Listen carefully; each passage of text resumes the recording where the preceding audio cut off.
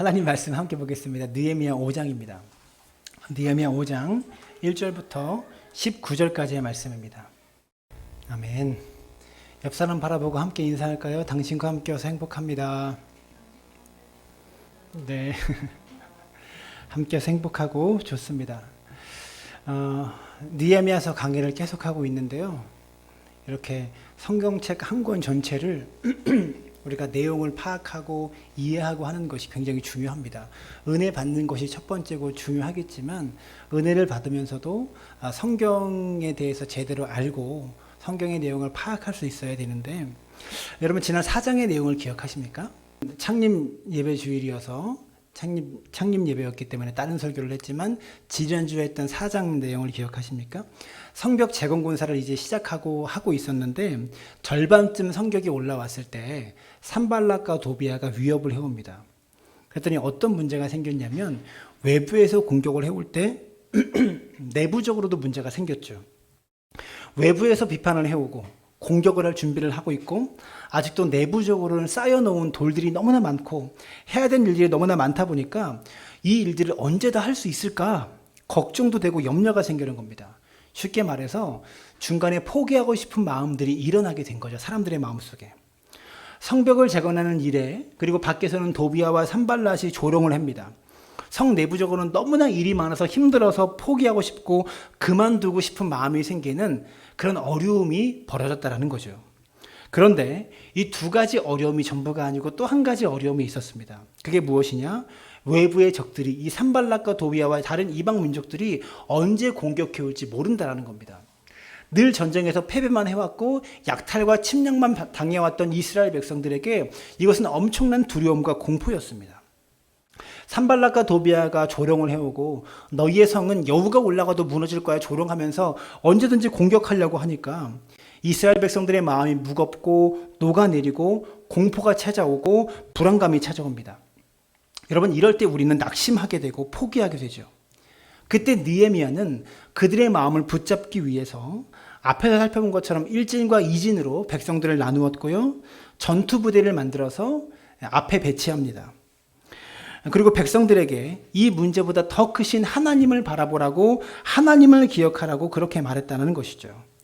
여러분 제대로 된 지도자는 문제를 해결하기보다 하나님을 소개합니다. 여기까지가 4장의 내용이었습니다. 기억하십니까? 근데 그 어려움을 해결하고 났더니 이번에는요 생각지도 못했던 문제가 발생합니다. 1절을 보시면 그때의 백성들이 그들의 아내와 함께 크게 부르짖어 그들의 형제인 유다 사람을 원망하는데, 그때의 백성들이 아내와 함께 부르짖었다라고 말합니다. 근데 참 표현이 특이하죠. 아내와 함께 부르짖었대요.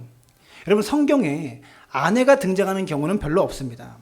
근데 아내가 남편과 함께 지금 고통을 호소하고 있는 거예요. 왜 같이 이렇게 호소하고 있을까요? 고대 사회에서 여성들이 분노를 표출하고 자기의 감정을 표출하는 것은 드문 일입니다.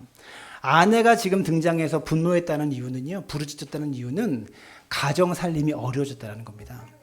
가정 살림이 힘들어졌다는 거예요. 여러분 지금 이스라엘 백성들은요 모든 남자가 동원되어 가지고요 밤낮으로 성벽을 재건하기 위해서 일하고 있는 그런 상황입니다. 그러다 보니 남편이 생활비를 벌어다 줘야 되는데 성벽 재건 공사만 하고 있으니까 가정의 생활비를 벌어다 주는 게 한 푼도 없는 겁니다. 그러니까 돈 생길 곳이 없는 것이죠. 2절을 보시면 어떤 사람은 말하기를 우리와 우리의 자녀가 많으니 양식을 얻어 먹고 살아야 하겠다 이렇게 말합니다. 민심은 곳간에서 난다라는 말이 있죠. 정치에서 가장 중요한 것이 무엇입니까? 경제죠. 경제를 살릴 대통령을 대통령으로 뽑습니다. 먹고 살아야 될 것이 있어야 돼요. 근데 느헤미야가 아주 탁월한 리더십을 발휘해서 오랜 기간 동안 무너져 있던 성벽을 재건하는 일에 온 백성이 힘을 모아서 열심히 지금 성벽을 재건하고 있는데 성 내부적으로 또 다른 문제가 하나 더 발생하는 거예요. 특히 3절을 보면 바로 이 시기에 아주 지독한 흉년이 일었습니다. 3절을 보세요. 어떤 사람은 말하기를 우리가 밭과 포도원과 집이라도 저당 잡히고 이 흉년에 곡식을 얻자 하고, 흉년이 든 거예요. 주의 일을 하다 보면 우리가 흉년을 겪을 때가 많이 있습니다. 하나님께서 기뻐하시는 일을 하면 할수록, 여러분이 꿈을 향해 도전하면 할수록 흉년을 만나게 되고 어려움을 만나게 됩니다. 그래서 먹고 살기 위해서 포도원과 집이 있는 사람은 그 포도원과 집을 저당 잡혀가지고 곡식을 얻어 먹었고요. 또 4절을 보니까 어떤 사람은 말하기를 우리는 밭과 포도원으로 돈을 빚내서 왕에게 세금을 바쳤도다. 세금을 바치는 일도 했던 거예요. 여러분, 이 세금은 당시에 페르시아가 이스라엘 식민지잖아요. 그래서 식민지를 만드는 이유가 뭡니까? 자기 본국, 자기 나라 사람들을 잘 먹고 잘 살게 하기 위해서 여기서 찬탈해 가는 거죠. 그래서 당시 이스라엘에게 부과된, 페르시아가 부과했던 세금이 40% 정도의 세금이었다고 합니다.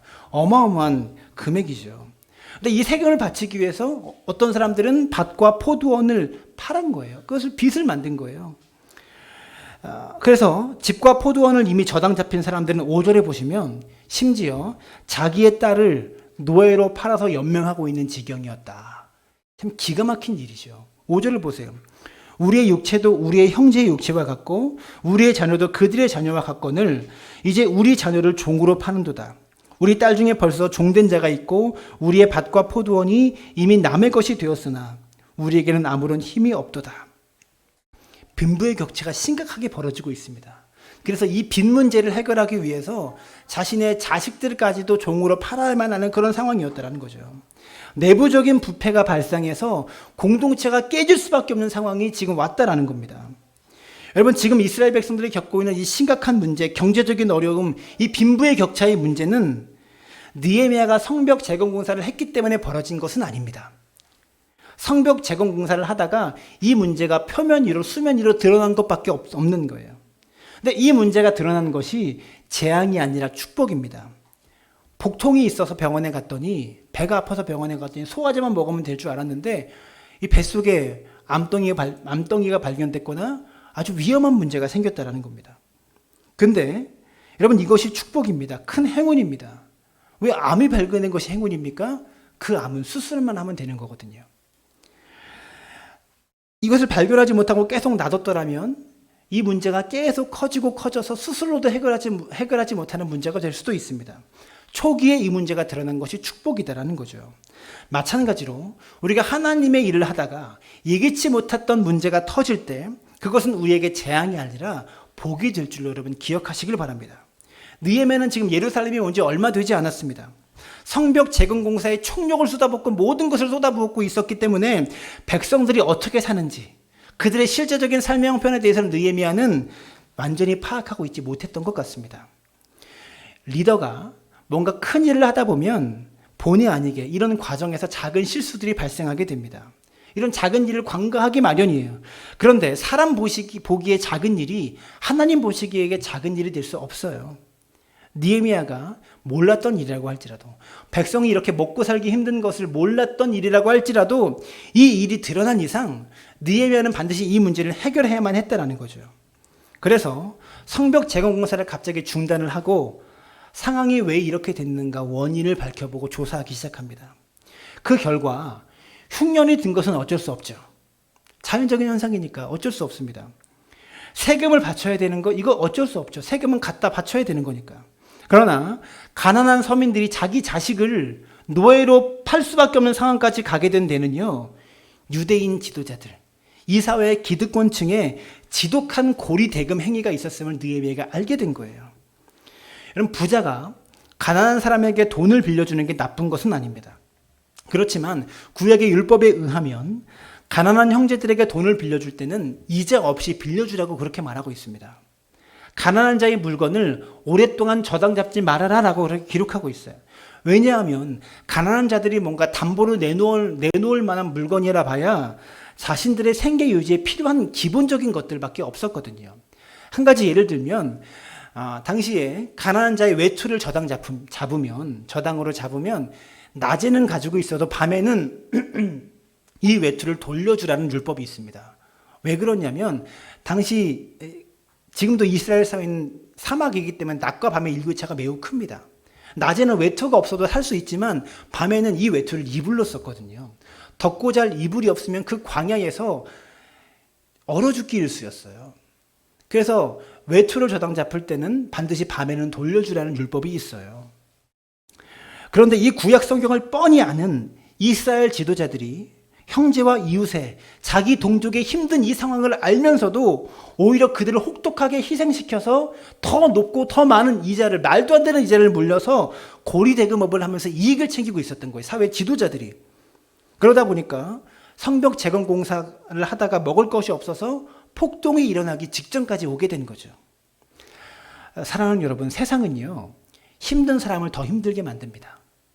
어려운 사람을 더 어렵게 만들어요. 사진을 하나 보여주세요.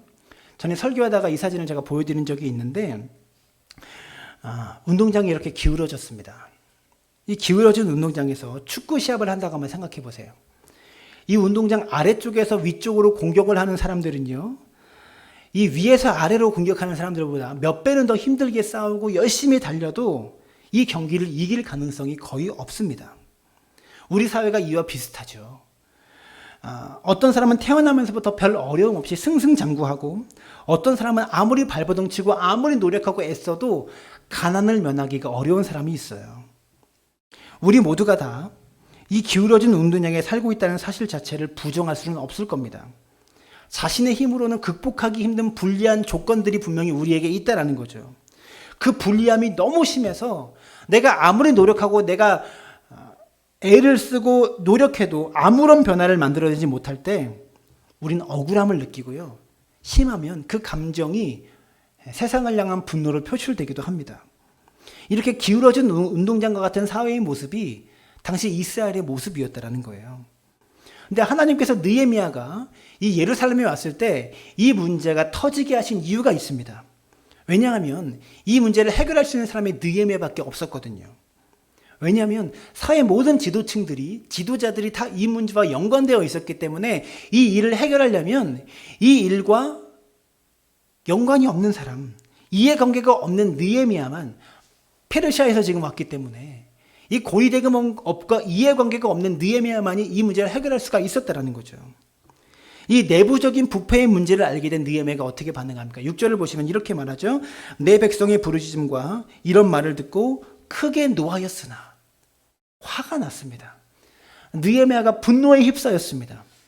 근데 느헤미야는 이 분노를 굉장히 잘 다스립니다. 지금 느헤미야는 예루살렘에서 자기의 지지 기반이 튼튼하지 못해요. 이제 막 왔잖아요. 그런데 지역의 기득권층에게 대놓고 분노하고 화를 내면서 니들이 왜 이랬냐, 이 나쁜 사람들아, 막 화를 낸다면 성벽 재건공사 그만하자는 얘기죠. 그만 끝내자는 그런 얘기겠죠.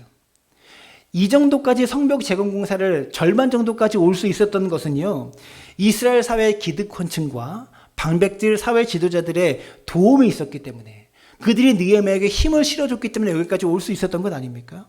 그런데 열심히 느헤미야를 도와줬던 이스라엘 사회의 지도층들이 지금 잘못이 드러났다고 해서 이들을 내쳐버리면 어떻게 되겠습니까? 외부적인 공격은 그냥 힘을 모아서 방어하고 이겨내면 되지만, 내부적인 부패의 문제를 다루는 일은 또 다른 지혜를 요구하는 거예요. 여러분, 정치적으로 생각하면 적당히 타협하면 되겠지만, 그러나 느헤미야는 영적으로 이 문제를 생각합니다. 하나님 보시기에 무엇이 옳은가, 하나님 보시기에 무엇이 기쁜 것인가를 가지고 고민합니다. 하지만 감정적으로 이 문제를 해결하지 않아요. 7절을 보세요. 이렇게 시작합니다. 깊이 생각하고. 제일 앞에 6절에 방금 크게 분노했다라고 말하잖아요. 근데 7절 시작이 깊이 생각했대요. 감정을 가라앉히고 이 문제를 가지고 기도합니다. 깊이 생각한 뒤에 느헤미야가 가난한 이스라엘 백성들을 상대로 고리대금업을 하고 있는 귀족들과 민장들을 불러 꾸짖었는데, 7절을 보세요. 깊이 생각하고 귀족들과 민장들을 꾸짖어 그들에게 이르기를 너희가 각기 형제에게 높은 이자를 취하는도다. 이렇게 말하죠. 무슨 말이냐면, 우리 동족 이스라엘 사람들은 너희의 돈벌이 대상이 아니야. 우리는 형제야. 근데 어떻게 형제에게서 높은 이자를 받냐? 생활도 어려운 형제에게서 어떻게 높은 이자를 받냐? 근데 느헤미야를 보시면 이 문제를 공식적으로 다루기 전에 당사자인 귀족들과 민장들을 먼저 딱 불러다 놓고요, 그들의 잘못을 깨우쳐 주었습니다. 이 고리대금업의 문제를 전체 앞에서 공개적으로 느헤미야가 다루기 전에 당사자를 불러놓고 먼저 얘기했다라는 거예요. 이런 과정 없이 그냥 모든 백성 불러놓고 이 사회 지도자들의 뒤통수를 막 때리듯이 기득권층의 문제를 고발하고 공격하면 이들은 상처를 받겠죠. 그렇게 되면 이 사회 지도자들이 회개하고 돌이킬 기회가 없어지고 그냥 심판받고 끝나버려요. 내부적인 문제는 심판의 대상이 아니라 그들을 회개시켜서 다시 일으켜서 믿음의 동역자로 세우기 위함이에요. 외부적인 문제와는 다른 방법으로, 다른 대안으로, 다른 스타일로 해결해 나가야 한다는 거죠. 완전히 다른 차원의 리더십을 요구하는 겁니다. 제가 이 기사를 참 재밌게 읽었던 적이 있는데 2010년에 중국에서 매출을 1조 2천억 원을 돌파했던 국내 의류업체가 있어요. 중국에서의 매출이 2010년도에 1조 2천억 원이었다고 합니다. 어느 의류 회사냐면 국내 브랜드 이랜드입니다. 이 이랜드의 최종양 대표라고 하는 분이 중국 현지 매장을 시찰하게 됩니다. 이 중국 제품들이 분량이 많잖아요. 그래서 최종양 대표가 중국 현지 매장을 시찰하다가 이 제품에 큰 문제를 발견하게 돼요.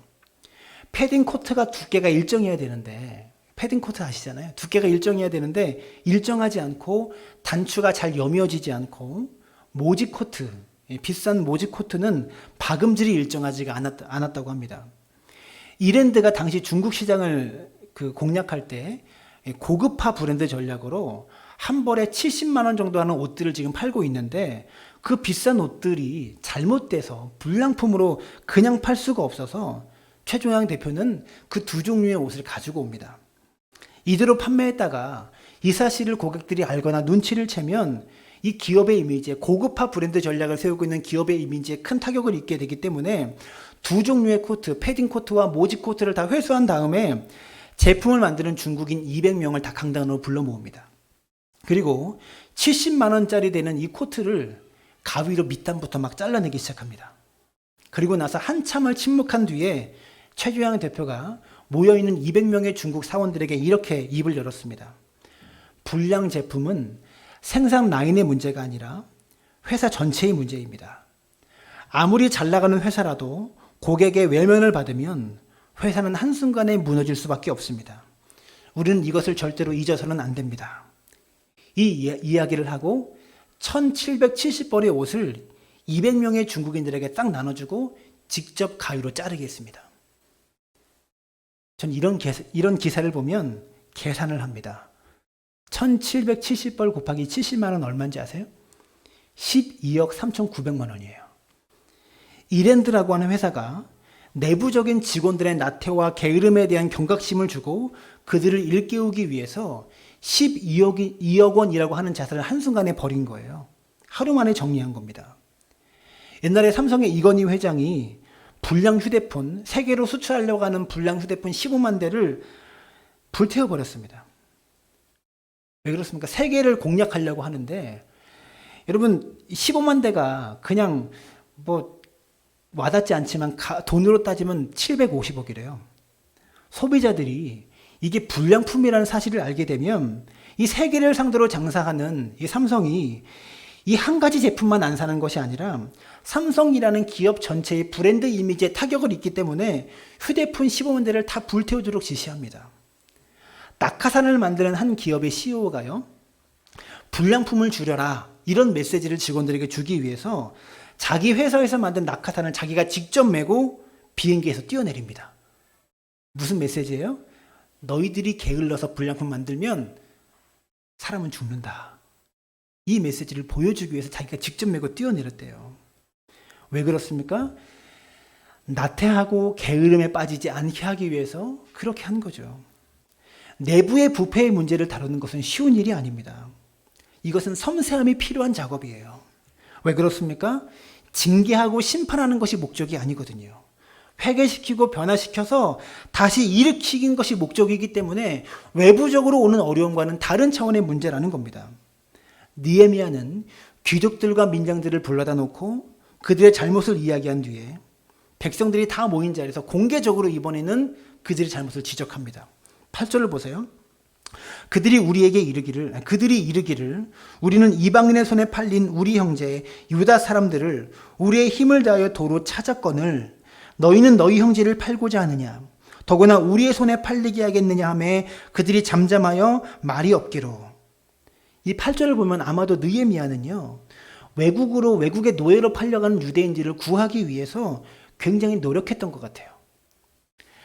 그런데 그렇게 노예로 팔려가는 유대인을 느헤미야가 구해놓고 보니까 유대인을 외국의 노예로 파는 사람이 유대인이었던 거예요. 이 고리대금업을 하는 유대인 기득권층이 이 유대인들을 외국의 노예로 팔았다는 것을 알게 된 거예요, 지금. 그래서 말하는 거죠. 너희들이 어떻게 형제를 돈벌이 대상으로 볼 수가 있느냐. 이 가난한 사람들은 돈벌이 대상으로 보지 말고 우리의 형제로 봐라. 이렇게 말하는 겁니다. 가장 어렵고 위험한 것이 바로 이것입니다. 외부적인 문제보다 더 위험한 것이 내부적인 부패의 문제예요. 왜냐하면 내부의 부패가 내부의 분열을 가져다 주기 때문에 그렇습니다. 공격이 없어도 무너지는 거예요. 또 내부의 부패가 외부의 공격을 정당화시켜줍니다. 근데 느헤미야가 이들의 잘못을 꾸짖어요. 근데 그 다음부터가 중요합니다. 과거의 잘못을 꾸짖는 것은 정확하게 해야 되고요. 빨리 끝나야 되고, 중요한 것은 심판하는 게 아니라 회복시키는 겁니다. 변화시키는 겁니다. 여기서 느헤미야의 탁월한 리더십이 드러나는데 10절을 보시면 나와 내 형제와 종자들도 역시 돈과 양식을 백성에게 꾸어 주었거니와 우리가 그 이자 받기를 그치자. 10절을 보니까 어투가요. 명령어가 아니라 부탁하는 형입니다. 이게 한글 성경으로 보면 와닿지 않는데 원어로 보니까 부탁이에요. 10절을 쉽게 번역하면 이런 말이에요. 나도 가난한 사람들에게 돈도 꿔주고 빌려줬어. 그러니까 우리 같이 이자 받지 말자. 이렇게 말하고 있는 거예요. 느헤미야는 지금 이 사람들을 감옥에 쳐넣고 사람들 앞에 세워서 청문회에서 망신 주는 게 포인트가 아니에요. 어떻게든 가난한 백성을 살려야 되기 때문에 우리 같이, 나도 빌려줬는데 우리 같이 형제의 마음으로 이자 받는 거 중단하자. 받지 말자. 그리고 한 걸음 더 나아가서 11절에 저당 잡은 물건이라도 돌려주자는 거예요. 11절을 보세요. 그런즉 너희는 그들에게 오늘이라도 그들의 밭과 포도원과 감나원과 집으며 너희가 꾸어준 돈이나 양식이나 새 포도주나 기름의 100분의 1을 돌려보내라. 여러분, 밭과 포도원과 감남원과 집은 가난한 백성들이 생계를 이어가는데 기본적인 수단이었습니다. 여기서 말하는 밭과 포도원은 대단한 밭과 포도원이 아니에요. 지금은 농업이 산업화가 되어 있어서 엄청난 밭에 엄청난 배추가 심어져 있고 막 그렇게 농사를 짓지만 당신은 그냥 입에 당신은요, 자기 집 앞에 있는 부모에게 물려받은 땅 그거 가지고 거기서 가족들이 먹고 사는 거예요. 거기서 나오는 채소와 야채를 가지고 가족들이 먹고 사는 거예요. 그냥 입에 풀칠할 정도의 땅밖에 되지 않는 거예요. 그리고 돈이나 곡식이나 포도주와 기름은 100분의 1을 돌려주어라. 밭은 돌려주고요. 입에 풀칠할 정도의 땅은 남겨주고 돈이나 곡식이나 포도주, 기름 이런 것들은 100분의 1을 돌려주라. 한 달에 1%면 100분의 1이니까 1%죠. 1년이면 12%는 돌려주라는 거예요. 그래서 기본적으로 그들이 입에 풀칠을 할 수 있게 해주자라는 겁니다. 부자인 너희들이 다 가지지 말라는 거예요. 이해가 되시죠? 그냥 1%만 주는 게 아니라 땅도 좀 돌려주고 이렇게 먹을 것과 돈은 1% 정도는 돌려주자. 이렇게 말하는 겁니다. 느헤미야가 이렇게 파격적인 해결 방안을 제시하니까 재밌는 것은 유지들과 관료들이 따라옵니다. 지도자들이 그대로 해요. 현실적으로 많은 이익과 이권들을 포기하는 일이었는데도 불구하고 그들이 승복한 까닭은 지금까지 느헤미야가 그들을 배려하고 설득하는 과정이 있었고, 두 번째 이유는 느헤미야의 삶이 그만큼 깨끗했기 때문입니다. 여러분, 이전의 총독들이 이 문제를 해결하지 못한 것은요, 자기도 그렇게 살았기 때문이에요. 14절부터 나오는 느헤미야의 삶을 보면요, 참 대단합니다. 그 당시 페르시아가 임명한 총독은 절대적인 권위를 가지고 있었어요. 우리나라도 조선 총독부가 있었잖아요. 그 조선에 파견된 총독이 우리나라 안에서 왕보다 더 높은 위치에서 나라를 관리했잖아요. 페르시아 총독은, 페르시아에서 파견한 총독은 절대적인 위치였습니다. 그러나 느헤미야는 그 자리를 이용해서 누릴 수 있는 모든 특권을 다 포기합니다. 14절을 보세요. 또한 유다 땅 총독으로 세움을 받은 때 곧 아닥사스다 왕 제20년부터 32년까지 12년 동안은 나와 내 형제들이 총독의 녹을 먹지 아니하였느니라. 여기서 설명이 좀 필요한데요. 느헤미야가 그럼 물만 먹고 살았냐? 그런 게 아닙니다. 여기서 말하는 총독의 녹은 점령지, 식민지 백성들한테 뜯어내는 상납금을 말하는 거예요. 그래서 총독의 녹이라고 하는데 진짜 총독에 맞는 녹은 따로 있죠. 페르시아 왕이 주는 월급입니다. 이것만 해도 엄청난 돈이었겠죠. 근데 총독은 월급만 받아도 먹고 사는데 지장이 없습니다. 근데 대부분의 총독들이 욕심이 많아가지고요, 월급 받는 것으로 그치는 게 아니라 그 지역 백성들한테 상납금을 받아가지고 자신들의 배를 채웠습니다. 근데 느헤미야는 하나도 안 받았어요. 그런 거를. 왜 그렇습니까? 백성들이 얼마나 어렵게 사는지 알았기 때문에 그래요. 그리고 또한 백성들을 착취하지 않았습니다. 15절을 보세요. 나보다 먼저 있었던 총독들은 백성에게서 양식과 포도주와 또 은 40세겔을 그들에게서 빼앗았고 또한 그들의 종자들도 백성을 압제하였으나 나는 하나님을 경외함으로 이같이 행하지 아니하였고, 이전 총독들은요, 자신의 권력과 지위를 이용해서 그의 부하들까지도, 총독의 부하들까지도 엄청난 재물들을 착복했던 것 같아요. 근데 느헤미야는 그 일을 하지 않습니까? 왜 안 했다고요? 15절 하반절에 보세요. 나는 하나님을 경외함으로 이같이 행하지 아니하였고 라고 말합니다. 사랑하는 여러분, 여러분 직장 생활을 하면서 어디 높은 위치에 있으면서 절대 하지 말아야 될 말이 있어요. 무슨 말입니까? 다른 사람도 다 그렇게 하는데 뭐, 나만 그랬나? 내 전임자도 다 그랬는데 뭐. 근데 여러분 다른 사람이 아니에요. 여러분 사랑나무 교회 성도입니다. 하나님을 믿는 사람이고 말씀으로 변화되고 거듭난 사람이에요. 하나님의 자녀입니다. 그래서 우리의 행동과 우리의 판단 기준이 달라야 돼요. 다른 사람과 달라야 돼요. 16절을 보세요. 도리어 이 성벽 공사에 힘을 다하여 땅을 사지 아니하였고, 느헤미야는 성벽 공사에 힘을 다해서 땅을 안 샀대요. 부동산 투기를 안 했다는 겁니다. 여러분 예나 지금이나 그 국회의원들이나 조선시대도 마찬가지고 지금도 마찬가지고 높은 자리에 있는 사람들은요, 정부 정책에 대한 아주 노른자 정보를 쥐고 있죠. 그렇기 때문에 가장 쉽게 돈 벌 수 있는 게 땅 투기입니다. 어디에 지하철이 생긴다, 어디에 신도시가 생긴다, 그 정보 누가 알겠어요? 권력자들이 그 정보를 가지고 몰래 미리 먼저 투자하게 됩니다. 근데 모든 총독들이 그렇게 했는데 느헤미야는 안 했대요. 여러분 성벽 재건 공사를 느헤미야가 이렇게 하면서 몰랐겠습니까? 앞으로 예루살렘의 강남이 어디 될지 몰랐겠어요? 다 모를 수가 없죠. 근데 느헤미야는 하나도 땅을 사지 않았다고 성경이 말해요. 그리고 17절과 18절을 보시면 당시에 총독들이 받는 의전이 있잖아요. 기본적으로 총독 관저가, 사저가 주어지고 거기에 사람들이 와서 회의를 하고 막 그러잖아요. 총독이라는 위치에 있었기 때문에 유대 사람들과 민장들 수백 명이 총독 관저에 와서 밥을 먹고 정치하고 회의하고 그랬을 겁니다. 근데 거기에 들어간 접대기가 만만치 않아요. 17절을 보세요.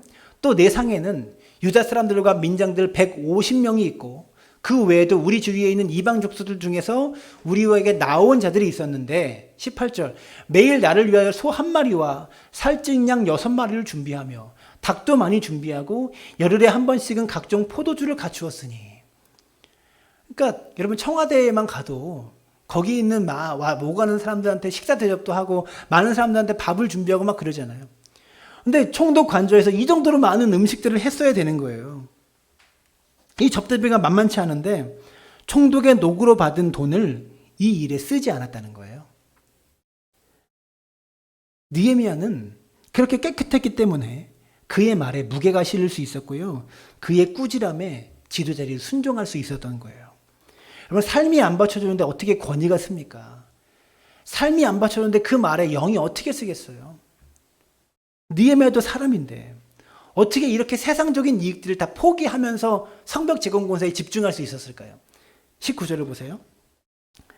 내 하나님이여, 내가 이 백성을 위하여 행한 모든 일을 기억하사 내게 은혜를 베푸시옵소서. 느헤미야는요, 땅의 재물이 아니라 하늘의 상급을 바라봤던 거예요. 이 땅의 부당한 이익을 버리고 가난한 자들을 사랑하고 그들을 품어주며 살아갈 때 천국에서 부어주실 그 엄청난 상급, 돈으로 환산할 수 없는 하늘의 축복을 느헤미야는 바라보았다라는 겁니다. 그것을 바라보는 사람이기 때문에 이 땅의 것을 포기하며 살 수 있었던 거예요. 느헤미야가요, 어리석은 사람이 아니라 진짜 똑똑한 사람입니다. 사랑하는 여러분, 우리도 이렇게 하늘의 지혜로 똑똑한 사람 되기를 원합니다. 이 땅의 것만 바라보며 썩어질 땅의 것만 바라보며 사는 사람이 아니라 독수리는 하늘을 날지만 땅만 보며 삽니다. 땅에 있는 썩은 고기만 먹으려고 땅만 바라보며 하늘을 날아요. 높은 위치에 있어도 높은 지위에 있어도 땅만 바라보며 사는 인생들이 있다고요. 우리는 하늘을 바라보며 살아가는 믿음의 사람 되기를 부탁을 드립니다. 아마도 지금 드러난 이 내부적인 부패의 문제를 해결하느라고 성벽 재건 공사는 조금 늦춰지고 중단되었을 거예요. 그러나 이후 공사 진행 속도가 더 탄력을 받았을 것 같습니다. 왜 그렇습니까? 백성들의 마음에 가득 찬 응어리가 풀렸잖아요. 더 열정적으로 일했을 것이고 자기들 위에 있는 사회의 지도자들을 바라보는 눈도 달라졌을 겁니다. 그래서 서로가 하나 되어서 이 일을 끝낼 수 있었던 것이죠. 사랑하는 여러분, 우리가 하나님의 일을 하는 과정에서, 여러분이 꿈을 향해 나아가는 과정에서 터지는 내부의 갈등에는 하나님의 보이지 않는 섭리가 그 속에 담겨 있는 겁니다. 지난번에 우리는 느헤미야가 성벽 재건 공사를 하다가 이 공사를 방해하려고 몰려드는 산발락과 도비아, 주변 이방 민족들을 대비하고 물리치는 모습을 보았습니다. 성벽 재건 공사도 힘들어 죽겠는데 전쟁 준비까지 해야 되니까 얼마나 힘들었겠어요. 그러나 한마디 불평 없이 한 손으로는 삽을 들고 한 손으로는 칼을 들고 그들은 일을 합니다. 그리고 한쪽은 공사하고 한쪽은 적의 공격을 대비하고 이 문제를 그렇게 이겨낸 거죠. 동시에 오늘 드러난 내부의 부패 문제도 그렇습니다. 경제적인 착취로 힘들어하는, 빈부의 격차 때문에 힘들어하는 가난한 백성들의 아픔은, 그 기득권층의 욕심은 반드시 해결해야만 하는 그런 문제였어요. 여러분, 그렇지 않고 나라를 세워봤자, 이 문제 해결하지 않고 나라 세워봤자 무슨 소용이 있겠습니까? 새로 성벽이 다 세워졌습니다. 그리고 그 속에서 이스라엘 백성들이 살아야 되는데 성벽만 세워놓고 여전히 부패한 모습 그대로 살고 있다면 성벽 재건이 무슨 의미가 있겠어요? 느헤미야는요, 하나님께서 단순하게 성벽 하나만 재건하라고 느헤미야를 지금 보내신 게 아니에요. 느헤미야는 내 목표는 성벽 재건이야, 이거 하나만 생각하면 여기까지 왔어요. 그러나 하나님께서 원하신 것은 성벽 재건 하나만이 아니었다는 겁니다. 성벽 재건도 해야 됐고, 적들의 침공도 물리쳐야만 했고, 가난한 백성들의 기본적인 의식주 문제도 보장해줘야 됐고, 기득권층의 이렇게 뿌리 깊은 고리 대금업 문제도 해결해줘야만 했습니다. 사람들은 대부분 한 가지 목표만 봅니다. 근데 느헤미야도 역시 이 성벽 재건만 바라보면서 이 성벽 재건을 위한 거의 어지간한 준비는 다 하고 왔잖아요. 왕의 조서를 받아서 산림에 있는 모든 나무를 마음대로 쓸 수 있는 그런 준비까지 다 해놓고 왔습니다. 그러나 내부 지도층들의 부패와 가난한 백성들의 아픔의 문제, 이 빈부의 격차 문제는 느헤미야가 생각지도 못했던 그런 문제였어요. 여러분, 우리 인생도 마찬가지입니다. 우리가 아무리 꿈을 향해 준비하고 우리의 목표를 향해 잘 준비하고 훈련하고 계획하면서 그 자리에 간다고 해도 그 일을 하다 보면 예측하지 못한 문제들이 터집니다. 그러나 우리가 예측하지 못한 그 문제가 여러분이 있을 때 터지는 것은요, 재앙이 아니라 축복입니다. 여러분 보러 그 문제 해결하라고 보내신 거예요. 햇빛만 계속 내리쬐면 그곳은 사막이 됩니다. 가끔씩 비도 오고 태풍도 오고 눈보라도 치고 바람이 불어야 풍성한 숲이 될 수 있는 거예요. 당장은 너무나 힘든 시련의 바람도 나중에는 우리 인생을 푸르는 숲으로 만들기 위한 하나님의 기가 막힌 퍼즐임을 여러분들이 기억하시기를 부탁을 드립니다. 사랑하는 여러분, 하나님의 부르심을 받고 순종하고 꿈을 향해 달려가는 그 모든 길에 당혹스러운 일이 터질 거예요. 나는 한 가지 목표만 바라보며 왔지만 이 목표를 이루기 위해서 내가 생각지도 못한 수도 없이 많은 문제들이 터질 수 있습니다. 사랑나무 교회도 마찬가지입니다. 교회를 개척하면서 열심히 훈련하고 설교를 잘하면, 최선을 다해서 설교하면 되는 건 줄 알았어요. 근데 목회는 설교 하나만으로 할 수 있는 게 아니더라고요. 마찬가지입니다. 우리 인생도 마찬가지예요. 우리는 한 가지만 바라보지만, 한 가지만 생각하지만, 그것만 준비하지만 내가 생각지도 못했던 인생의 문제들이 터집니다. 우리가 꿈을 향해 나아가는 모든 길에, 그러나 예기치 못한 사건이 터져도 당황하지 말고, 절망하지 말고, 원망하지 말고, 그리고 도망가지 마시길 바랍니다. 잠잠히 기도하며 느헤미야처럼 하나님의 뜻을 분별하여 승리하는 믿음의 사람들 되어지시기를 주님의 이름으로 축원합니다.